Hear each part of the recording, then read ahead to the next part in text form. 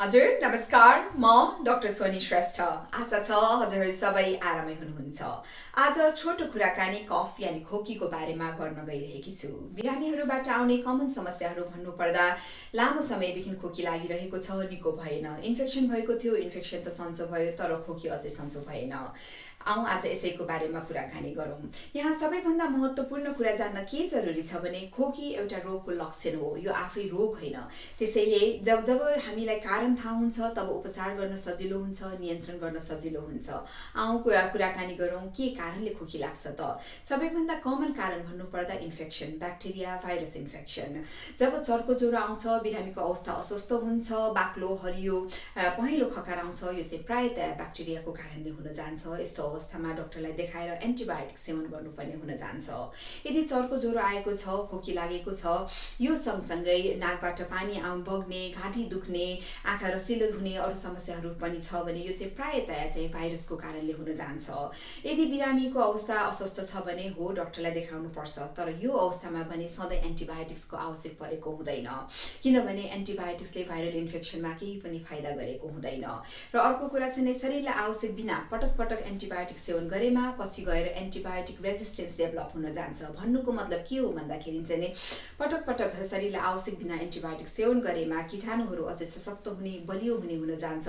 र जब एन्टिबायोटिक्सका आवश्यक परेको हुन्छ तब चाहिँ एन्टिबायोटिक्सले काम नगर्ने र कुनै पनि इन्फेक्सन नियन्त्रण गर्न, उपचार गर्न गाह्रो हुन जान्छ। अर्को के कारणले खोकी लाग्छ त भन्दाखेरि लामो समयसम्मदेखि धुम्रपान गरिरहनु भएको छ भने चाहिँ अर्को एउटा फोक्सोको कन्डिसन हामी भन्छौँ COPD, chronic obstructive pulmonary disease. धुम्रपानमा रहेको केमिकल र यो धुवाको कारणले चाहिँ श्वास प्रश्वास नली, फोक्सोमा चाहिँ इरिटेसन हुने, इन्फ्लामेसन हुने, सुन्निने हुँदाखेरि चाहिँ घाँटी खसखस भइरहने, खोकी लागिरहने, श्वास प्रश्वासमा समस्या आउने हुन जान्छ। र अर्को चाहिँ लामो समयदेखि खोकी लागिरहेको छ, शरीरको तौल घटिरहेको छ, खानामा रुचि छैन, खकारमा रगत देखा पर्न थालेको छ भने तुरुन्तै डाक्टरलाई देखाउनु जरुरी छ। यो चाहिँ फोक्सोको क्यान्सरको सङ्केत पनि हुन जान्छ, ट्युबरकुलोसिस यानी टिबीको सङ्केत पनि हुन जान्छ। कुनै पनि इन्फेक्सन उपचार पश्चात खोकी अझै पनि 3-4 हप्तासम्म लाग्न सक्छ, जुन चाहिँ हामी भन्छौँ रिकभरिङ फेज। यदि बिरामीको अवस्था चाहिँ सुधार आइसकेको छ तर सुक्खा खोकी मात्रै लागिरहेको छ भने यसलाई केही पनि गर्न आवश्यक छैन, खोकी आफै 3-4 हप्तामा निको हुन्छ। तर यदि खोकी 3-4 हप्तासम्म भन्दा पनि लामो समयसम्म लागिरहेको छ भने चाहिँ डाक्टरलाई देखाउन निकै आवश्यक छ, किनभने आवश्यक परेमा विभिन्न जाँच पडताल पनि गर्नुपर्ने हुन जान्छ।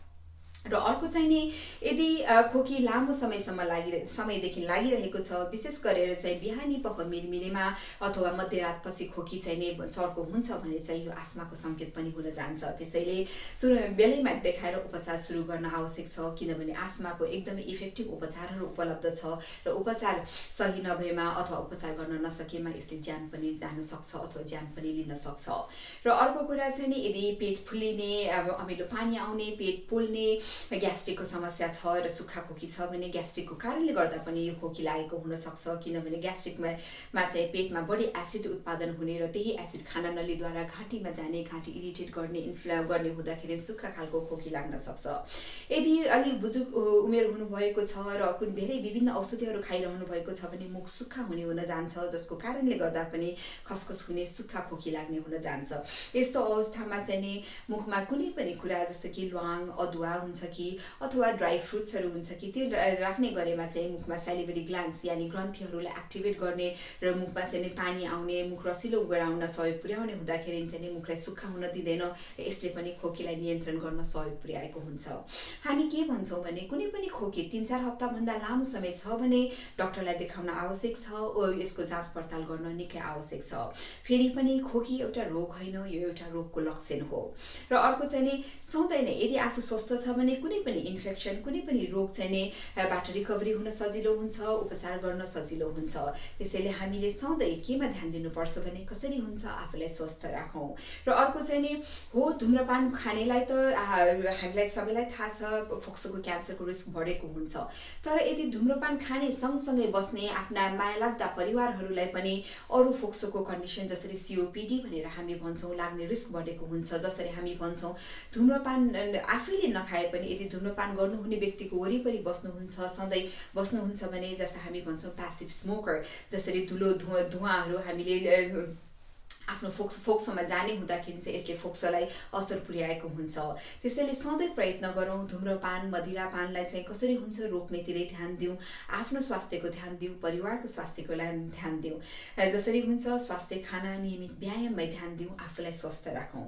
आफू स्वस्थ त आफ्नो परिवार स्वस्थ, आफ्नो परिवार स्वस्थ भन्नु हाम्रो समाज अनि देश स्वस्थ। म आउने अरू हप्ताहरूमा स्वास्थ्य सम्बन्धी नयाँ नयाँ विषय लिएर आउनेछु। त्यतिन्जेलसम्मको लागि नमस्कार, शुभ दिन।